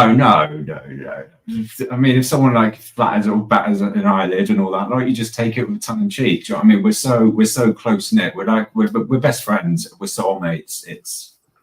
It's when Jimmy and I go to a club, he has to get a hammer and beat them off me. They're in the hundreds all over me, adoring me, worshiping me. We don't go out to that treasuring me. But he's not lying. Like, we'll go to clubs And literally, like if I'm standing here and he's standing there, people will literally walk in front of me, so they're in front of me, standing next to him to talk to him like I don't even exist. And I fucking hate that. I want to fucking just pound and break because their they heads know open. who I am. No, they don't. They didn't have any idea who you were. They were just fucking hitting on you because they liked you. He gets hit on but he gets hit on by guys and girls and everything because There's a lot of guys out there who like older men. Yeah. So How about you? Well, I said, how about you? How do you feel about older men? Yeah, right. I want everybody to know I just tease and kid around about this. If he ever said, okay, he did it to me last time as well. I would run. So you guys can follow Mark on Instagram. He's Mark LoveRush79. You can also follow Love Foundation. So tell us what exactly is Love Foundation, because you guys get credited with a lot of huge hits, and you're like half of Love Foundation, right? Yeah, so Love Foundation started in 2023. Our first record was with Mary Kiani. She had quite a few big hits in the 90s and stuff, so I, brought her back out of into the club scene. We've had a track called I Feel You, and then it kind of like roller coasted, and then we got a hold of Ashley's Bingo Baby, did the remix on that, and then I said to Ashley, can we just work with you? And obviously we did Hearts Up. But since we've spoken to you last, we've had 2 new singles out, Dance You Gotta and Dance for Your Life. The reactions are just massive. Ashley's actually in the UK. I've actually physically met her. Oh, yay! That's She good. can't keep her hands off me, and she can't understand the fact I'm gay. She just doesn't get it. Not everybody Wait a gets minute. that. Do you like a man in a uniform? No. Oh, too bad. I was going to say, watch my movie. Not out yet. He I plays a play general. General Milan. He just shot a I'm movie. in a general's uniform. I don't mind dressing up in uniforms because obviously I've dabbled in acting as well. I've been in Bridgerton. I've been in Peaky Blinders. Oh, you were in Peaky Blinders? What else were you in? 1917. Sam Mendes was 1917. Rebecca on Netflix, the remake of Rebecca. Oh God, loads. Poldark. Now, do you talk in any of them? Are you an extra or do you talk? Yeah, supporting artist. But in Bridgerton, they gave me the role of the Earl of Gloucester. Oh, that's good for you. So is that something you actually will pursue? Because I could see you doing that, actually. I can always go back to it, but I just kind of like knocked it on the head. I was like, when I was doing Bridgerton, it was a very stressful job. I have to say, doing 16-hour-long days was quite strenuous. Are you kidding? I'm 84 years old, and I just shot an 18-hour day in Nevada in the heat in a uniform. Yeah, you know what it's like, man. It's just I have a script you might be interested in. It's about a man who picks up a gorgeous young man, and they're having wild sex, and the young man falls in love with the old man. Okay, that's been done 100 times. So wait, now you have a new song. I wrote it down, and I don't know. I think it's called "Dance You Gotta." Yeah, Dance You Gotta. Yeah. It's out right now. It's you guys, Love Foundation, and Bootleg Boys. I took the video, but I don't know if it's the whole video. But it's like almost 3 minutes. But it's whatever was on YouTube. Has it got the stickman on it? Yeah, I think so. I don't remember. Yeah. I don't actually remember. So tell us a little bit about the song, because we'll let everybody hear it. Right. So there's a massive story behind Dance You Gotta and Dance for Your Life, and you're going to love this. So I was a bit of a naughty boy when I first came on the gay scene, because I went out on the gay scene when I was only 15, managed to get into all the clubs and stuff like that. No, you were an altar boy? Wait, stop. You were an altar boy? No. Didn't you just say you were an altar boy? I was quite a naughty boy. A naughty boy. Oh, I thought he said altar boy. I was going to say, boy, was that priest lucky? So there's I used to go to this club called Trade, and Tony DeVee, I'm not sure if you're familiar with him. He died of AIDS in 1998 when he was just becoming really, really successful. So he used to play this record, and I reached out to the producers who wrote the record, and I said, "What are you doing with the record now?" And they said, "Nothing." And I said, "Well, can we use the music and give it to Ashley and Lucas to write a brand new top line?" So the backing music is actually from 1994. And then they had this double A side called Last Tune of the Night. And Last Tune of the Night was the last tune played in all the gay London clubs as the last record of the night. So Dance for Your Life is basically, so they give us permission to use both tracks. Ashley and Lucas wrote the tracks around it. And they've just become monsters, absolutely monster hits. So who are the Bootleg Boys? Is that Lucas or who's? No, there's it's a DJ called Keith Mack and Matt Claydon. Okay, so that's the Bootleg Boys. So Is Love Rush your real last name? Love Rush I inherited when I was 18. his real last name is Schneider, I think. Yes, it is. Yes, So you're Jewish or German? I'm German. Right. Well, Schneider could be Jewish. Yes, it could or be German. either. So wait, So introduce- wait a minute, why did you pick Love Rush? In other words, if you make love to me, am I going to get a rush? Exactly. That's the whole point of the name. What do you say? exactly, that's the whole point of the name. So wait, we're gonna talk more. We're just gonna play this song, you guys, and then we're gonna come back. You with know our I'm lesson. only kidding around. I want you to know that. But I think you're a sweetheart anyway.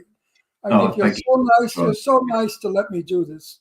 So- a lot of guys, they get a little freaked out. annoyed.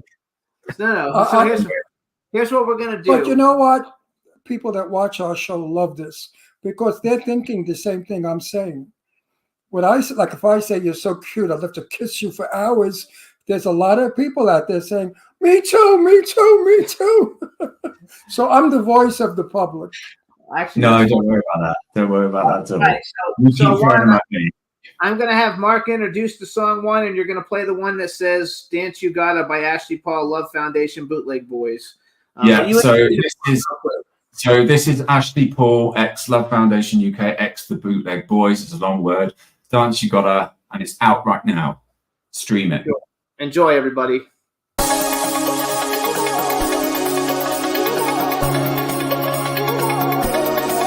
I feel it from the ground.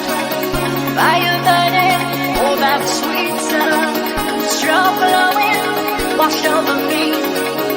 Can't help it, it's all so bright now. Moving through the bluest sky. I won't be the one waiting for night. Gonna do just what I like. Yeah, I'll be grooving and free.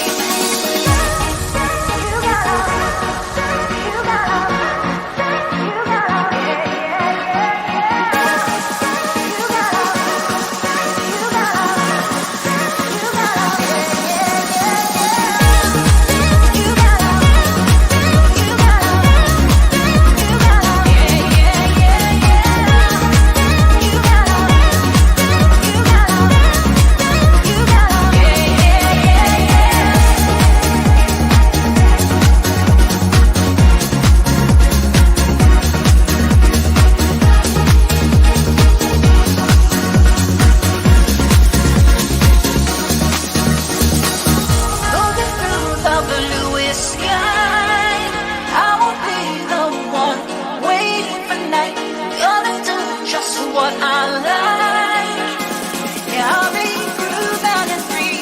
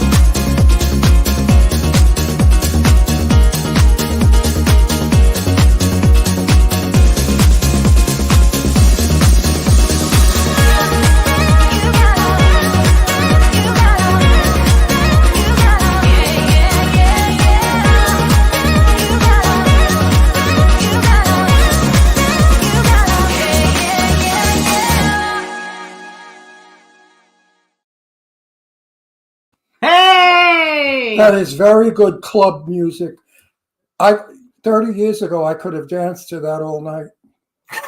No, it's very good. Now I just tap my foot. And you guys also do fun video, like the videos are fun. So the concept for that for me, I really wanted to create something. It was almost like it felt like it was from the 90s. And I thought of like, you know, the stick men and just like bringing them to life. And then we got this new concept for the Dance for Your Life video. It's going to be in the subway, and there's going to be hundreds of stick men dancing in the subway. And then there's going to be graffiti with like "Dance for Your Life, Don't Depend on Me." And all these kind of like lyrics kind of like popping out like they're almost like graffiti come out the wall. It's going to look amazing, which will be ready for you to see. I love it when it's ready, let me know, because we'll play it for everybody. And I think it's just fun the way, because even the Hearts Up video, you know, like they're like lyric videos that are put together extremely well, and they don't look like a lyric video, and they're a lot of fun. And it's easier for you to do those, right? Because like that way you guys don't have to actually I would like to see you in a video in a G-string dancing. In my son records. Dance. So basically, have you always wanted to be a DJ? Because you've worked with some really big people, which we're going to talk about in a minute. But thing you always I mean, when I moved to London, and then like when I used to go to clubs like Trade, Tony DeBee was kind of like the DJ that I looked up to. Unfortunately, he died of AIDS, but he was the DJ that I looked up to. And when I was 18, I got my first decks, and I did start like DJing in bars and stuff. And then I started getting a few residencies in places like XXL in London, the Eagle Bar in London as well. And there's those sound like they all sound like leather bars, like Trades. That automatically, that just sounds like a they pretty much were. Yeah, hustler bar. And then the Eagle, we have an Eagle, like, so that's like a leather bar. Yeah. I wouldn't know from such things. Oh yeah, right. You wouldn't know. No, I think that's funny as hell though. So I used to go to gay bars called Cinderella. Yeah, right. Like some of the people, because I'm old now, but like some of the you are. I want him. Some of the British people that I was always like a Jimmy Somerville Communards fan. Like I used to love Jimmy Somerville and the Communards. New Order was like a big band that people would do stuff with, and we would always go see them in concert and stuff. And they were all like great. Like who are some of your influences? When you were like. Yeah, you still look. I mean, you said you've been together for 23 years and you met him when you were 21. Like, you don't look any. You look like you're like 25 years old. Thank you. I've just had a hydrofacial, so maybe that's what it is. Yeah. But like, people that you like. You know why he looks young? You know why he looks young? Because he has a great laughter mechanism.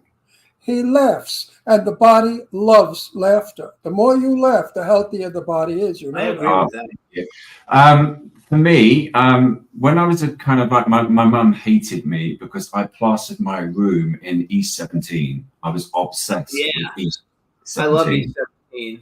Yeah, I was absolutely obsessed. How old are they? I don't know. They're old. They were around 1990.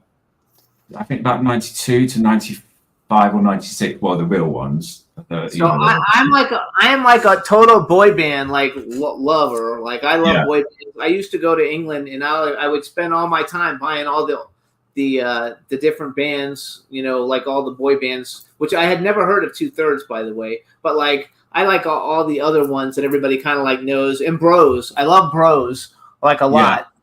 Bros was a really big one for me. E17 was a big one for me. All the regular ones like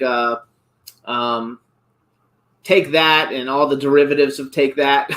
Yeah, see, that's for me was kind of like the opposite. I was pretty much into E17. 2/3, unfortunately, when they were just starting to become successful, Lee dropped out the band, and obviously because he dropped out the band and he was the lead singer, there was no more band.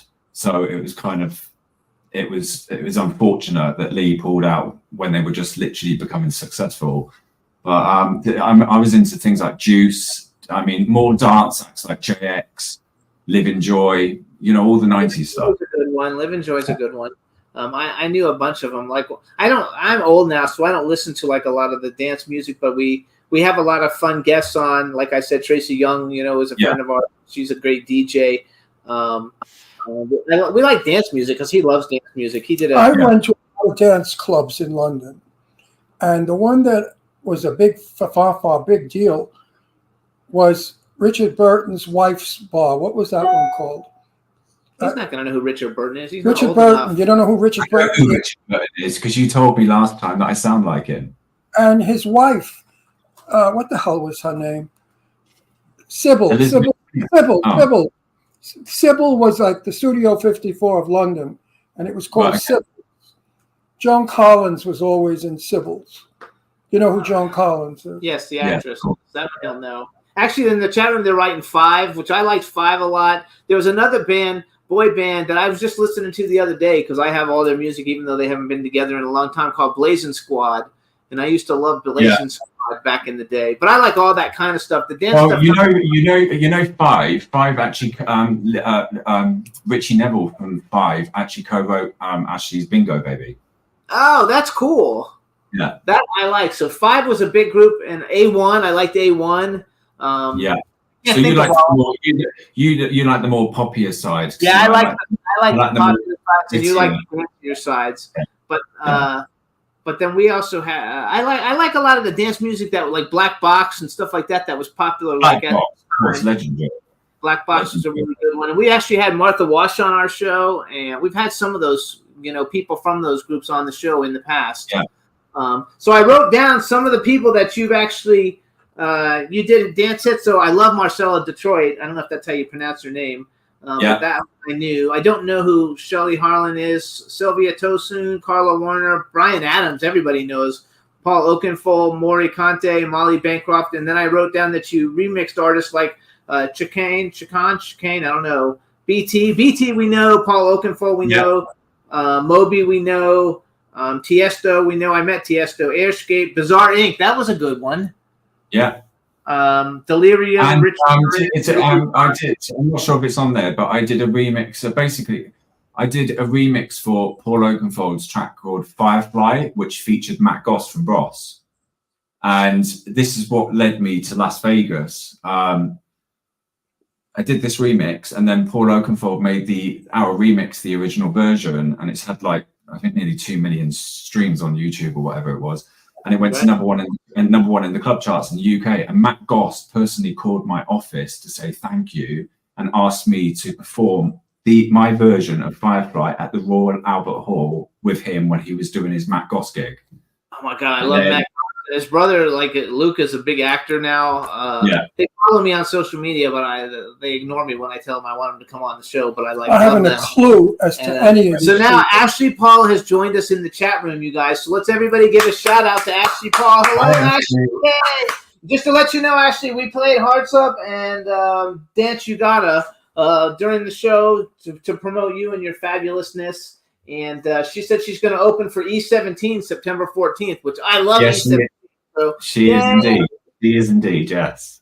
Good for her. But like I said, Ashley's been over here all summer. She's been absolutely smashing it. She's like performed at Glasgow Pride, Southampton Pride. I mean, there's a whole string of shows she's done, and she is a powerhouse. I mean, one of the main actresses, Cheryl Ferguson, she was in the back room, and she said, "What a powerhouse that girl is."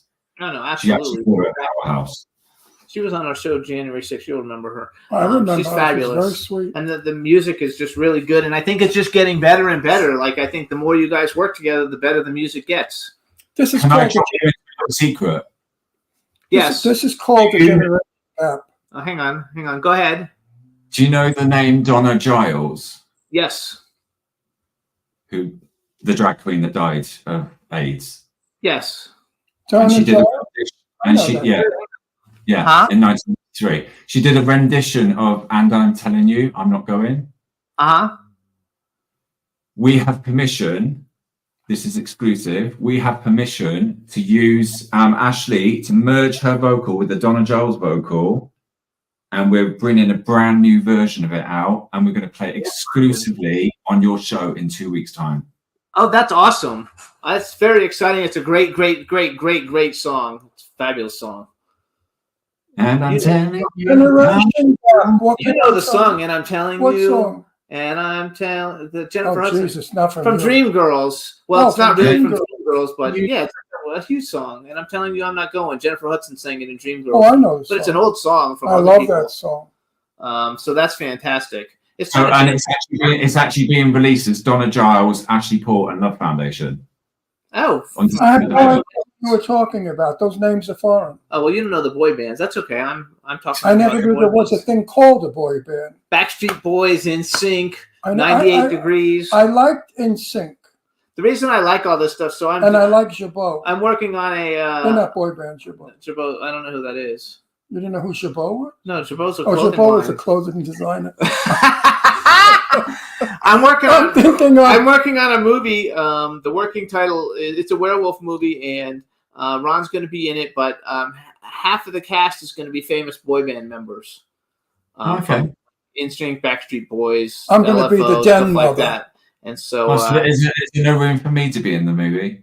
I don't know yet. I'm still working on it. Right now, we're getting it. We're rewriting part of it. We just got an A-list director to be on it. So, but we're gonna bring a bunch of cool boy band people in, and I think it would be fun, to get Luke Goss or his brother in it and things like You're going that. to get his also. husband, right? Yeah, well, my husband. Yeah, Well, Lee. And you'll be with your husband, right? And then you'll get to Yeah. come And and I'll get a chance to meet you. How many drinks does it take to get you plastered? Yeah, right. Like really Right. drunk. You don't know what's going on. No, I never get into that state. I don't either. Everybody No. in the channel loves the boy Yeah. band thing, though. They all love the boy band thing. So let's 10 days have come gone. let's do a hypothetical, and you can't say Yes. Ashley since it's already happened and you're already working with her. But if you could, you personally or you as Love Foundation could go in and work with any artist, give us a living artist and a dead artist that you think would be so much fun to work with and remix, any of their songs. It doesn't matter. You don't have to tell us which Well, I'm going song. to put this one right here now because I think this is pretty much going to happen. Taylor Dane. Oh, that's awesome. We actually just saw her What'd in he say? concert not too long ago, Taylor Dane. We saw her here in concert. She's been on the show twice, but a long Was time you see ago. her? Yeah, she was Stevie B. She was with Stevie B. She was one of those I acts love with that Stevie show. B. Oh, Stevie B. Oh, yeah. Taylor Dane is phenomenal. I had a good Yeah. time. Amazing. I absolutely love every track that she had in the 80s. It was, amazing. She's great. My heart. Great looking woman, too. Yeah, she's beautiful. And the track, and one of the tracks on the album, Do You Want It Right Now, actually became someone covered it, and then that became a huge famous 90s record. Oh, I didn't know that. Yeah, But Do You Want It Right Now? Yeah. I can remember, so I lived in Fort Lauderdale, and we had this club that right over the river. I forgot what it was called, but Taylor Dane played there, Expose, everybody played there. Which actually, we're really good friends with Expose. The girls from Expose. I don't know if you know who they are, Okay. but I know the name. I'm not familiar with them though. they had they were actually one of the biggest selling girl groups of all time before Destiny's Child. They had Okay. Come Go With Me, Point of No Return. I don't know. They have a bunch of hits, but anyway, Expose, look them up because Yeah. they're good ones in there. They had lost the right to their name, and they won a legal battle. It took them forever to be able to perform, under the name. But they've got at least 8 top 10 hits on Okay. Billboard, not just on dance. Yeah. They had the Free Willy song for the movie Free Willy, but they're fun. So okay, so Taylor Dane's a living one. You got a dead one? Oh.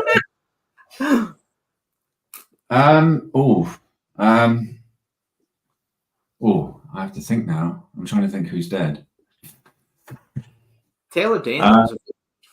I'm trying to think who's. If Donna Giles. Donna Giles. For a drag queen and that voice. I would love to have done something with her. She's got an incredible voice. Do you remember Bizarre Inc? Do you remember the band Bizarre Inc? Yeah. There's so many British. There's so many British bands. To me, I remixed it with Bizarre Inc. That's what they called the British invasion. When the Beatles came here, you don't know this shit because you weren't born, but when the Beatles came here, it was called the British invasion because the Turtles came with them and a bunch of other stupid groups with stupid names.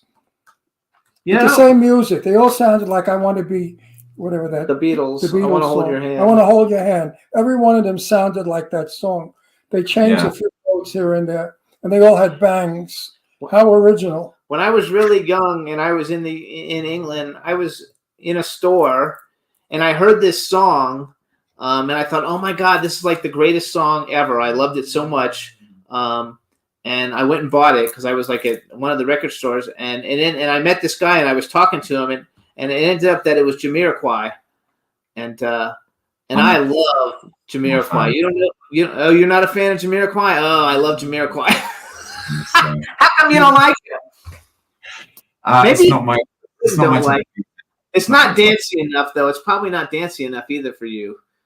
Well, I'm not just into it. Like I said last time I spoke to you, I'm into people like Kate Bush and Mark Almond. It's just it's a bit too jazz house for my liking. Okay. So I'm not really been a big fan of it. How was working with Mark Almond? So Mark Almond is the singer for a band called Soft Cell that he worked with, and you know that song "Tainted Love." Oh.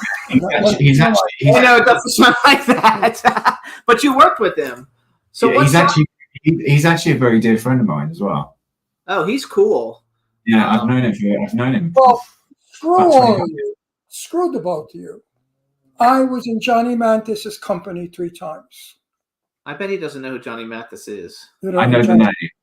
You know the name. I'm going to kill you if ever I meet you. That's his favorite singer is Johnny Mathis. Johnny Mathis is bigger than Frank Sinatra. Johnny Mathis. Oh no, we had this conversation last time, and I don't know. You have to look him up. Look him up, Johnny Mathis. I'm still going to kill you when I see you. Oh, actually, Peggy Lee. Peggy Lee, I know. I know. Falco. They said in the chat room they like Falco. Tony Bennett. Tony Bennett. No, I'm not a fan of Tony Bennett. No. You don't know Tony Bennett? No, he's not a fan. No, I'm not a fan. Why is it the crooner of the 1950s is no longer listened to? He is listened to. He just doesn't like him. I want to know what it is about him you don't like. It's just not my cup of tea. No, but it's an honest question, and I really would like an honest answer. What is it about his singing that you don't like? Too quiet, too slow, too corny? I've never really paid much attention to it, so I can't really answer. He said he's never really paid much attention to it. So I think Tony Bennett had a big resurgence because he sang with Lady Gaga and that kind of. Yeah. Same way Tom Jones. Tom Jones always sings with like modern day people. I'm not even a fan of Tom Jones. What do you think? That's the question. Here's the question, Mark. What do you think of the music of my era, 40s, 50s, and 60s? I've never really listened to it. Don't listen to it. Interesting. In things. No, I don't. I haven't. He said he doesn't. He says he hasn't listened to it. Yeah, because in the past there are things that you could use today. Just alter them a little bit. Because music, what can you do with music? The notes are the same. They've been configured a million ways. Yeah. So all music is relative. When I was 6 years old, I used to be obsessed with Elvis Presley. Okay. But that's obviously later. But right. I don't see. I'm not a fan of Elvis No, Presley. Elvis Presley in my day. So wait. So the girls liked him. The guys didn't. So you picked Taylor Dane, and it might be coming true, which is congratulations. I hope it does. We're putting out good vibes for you that it does. It's funny that you picked an artist that's been around for 30 or 40 years. Is there any current people that you listen to that you kind of like? Like, do you like Billie Eilish, or I don't know, any of the people who are kind of like big now, or do you don't really I don't listen to a whole lot of it, so I don't know. I more like 80s and 90s stuff. I'm more 80s and 90s stuff. I mean, I listen to so much music of like today's music because of the job that I work in. I work in club promotion, so I listen to the music all the time. So for me, it's kind of like I'm constantly promoting that, today's music. I'm one of the first people to get one of the records that come before they come out. So it's kind of like I'm always I hear the music, but I'm not like, for me, I'm so. Not 80s, 90s, some 70s. I'm starting to delve into a bit of 70s now as well, which is, I think as I'm getting older, I'm going a bit more back with the backwards. Yeah. Who's your favorite band of the 80s? Do you have a favorite? Favorite band of the 80s. I used to love Depeche Mode. Oh, I love Depeche Mode. Yeah. I actually don't like all Depeche Mode. I like 80s Depeche Mode, like People Are People and Blasphemous like Depeche Mode. Duran Duran. Oh, yeah. Yeah, you know that one. Duran Duran. Actually, you've heard of Depeche Mode, too, I'm sure, because your daughters listen to it a lot. Not on. Duran Yeah, I Duran. like Aha. Oh, Aha, I like a lot. It's kind of funny. Like, they Did only you had ever- like one hit I wonder. used to like Ashford and Simpson. I like Ashford and Simpson. You know them? That's too No. R&B probably for him. You So never heard of Ashford and Simpson? I know who they are. They were fabulous. they have a song called "Solid as a Rock." Oh, And solid, I was solid I as was a I rock. was a competitive tennis player, and I would play that before I went on the court for years. You know, because I was a competitive. That was like my song, so that's why I know it. And he was an outrageously stunning gay man. He dressed, oh my God, I used to want to copy all his clothes. He wore everything draped. His slacks were draped, his shirts. He was absolutely stunning. The best dressed man I've ever seen was Simpson, Ashford. I don't know which one is which, unfortunately. And So- she was pretty also. So, Heart as well. Heart. Hart's a great one. He knows Hart too. He'll know that one. Did you Yeah. like DeBarge? He likes DeBarge. Do you like DeBarge? No. And when my hair gets big, it goes a bit DeBarge. So I know where you are in music. You're in an entirely different place than the commercial music. You're not commercial. Your club music. I think I've got quite an eclectic set. I mean, my favorite number one band of all time is Enigma. Oh wow! That's my favorite number one. You have. I've heard it. You've heard their music. Yes. Do I like it? It was in all the Sharon Stone movies and stuff like that. So if you were going to put your music in a movie, Wherever there was a sex scene, there was Enigma. Yes, in all the Sharon Stone movies. Sex scene. Yeah, there you go. Sex scene. So if you could have put music in any movie that's ever been made, we only have 2 minutes, but what movie would you have liked to put music in? Like, what are some of your favorite movies that you think would be fun to put your music in? I love Basic Instinct. It's like my go-to movie. I know Basic Instinct. Yes. I just want to say something before we go off the air. Stop calling me. And stop with those love letters. I'm tired of it. I'm not interested. I'm married. I'm a bit insulted that you're not actually replying back to me, Ron. No, you're definitely not my type. And I couldn't stand living with you with that fucking accent. You know, that English accent would drive me Well, crazy. you told me last time I was on. You said I love your accent because it reminds me of Richard Burton. Yeah, he probably did because he likes. I just think that you're terrific. Because I think that if we were all together at a party, we'd be laughing, peeing ourselves all night. Well, I can't wait for you. I seriously can't wait for you to meet Lee because he's funny. He's just as bubbly as me. Just Good. as bubbly as me. I think you're wonderful, and he must be wonderful. And you know what? So many gay people are so depressed and sad. So when we meet each other and we can camp around and have fun with each other, laughs, I love it. I've had a great time with you on both shows. So I'm looking forward to your husband. Maybe he's good with you. I'll dump you and go make play for him. You never know. You never so know. we're out of time. You guys, please follow In Mark 2 Love weeks Rush. you'll find Mark out. Love Rush 79 on Instagram. Congratulations on you, Love Foundation and Ashley Paul's success. We love having you on. We want to thank Holly from ICTPR for setting us up with this whole Hi, thing. Holly. We'll see you. Yes, hi, And Holly. Mark, come back whenever you like. Yeah, we'll have you back. You are we'll see you in the You are background such on a delight. 2 weeks. You're such a delight. You know, Do you know what? I absolutely. It's such an honor for me to come on this show. I love you two to pieces. I think it's. I so love. good. We both love. Yes, we think you're terrific. Yeah. Otherwise, we wouldn't have had you back. No. So you're terrific. You're everything a gay guy should be, except with me. That was what the mistake you made. All right, Mark. We'll see you soon, everybody. We'll see you next week. We got Bye-bye, great Mark. guests. To you too. Bye-bye, you guys. Next week we have Robert Lasardo and Jeffrey Reddick Woo! coming on, you Robert guys. We'll see you next Lasardo. week. Bye, everybody. Bye, Mark. Bye-bye, Thank Mark. you. See you Take next care. week, everybody. Can turn out to be so wrong. Yeah, we in the mix. Yeah, we in the mix. It's another episode. Here we go. The Jimmy Star Show with Ron Russell. Interviewing the hottest, newest, and truest of today's celebrities. Make sure to subscribe so you can get notified weekly. Jimmy Star, he's the king of cool. Ron Russell, he's a gorgeous dude. Chat room is live and you would be a fool not to vibe with us at the Jimmy Star Show with Ron Russell. Come watch it live on W4CY Radio. Miss some past episodes, download on iTunes. The Jimmy Star Show with Ron Russell. It's the Jimmy Star Show with Ron Russell.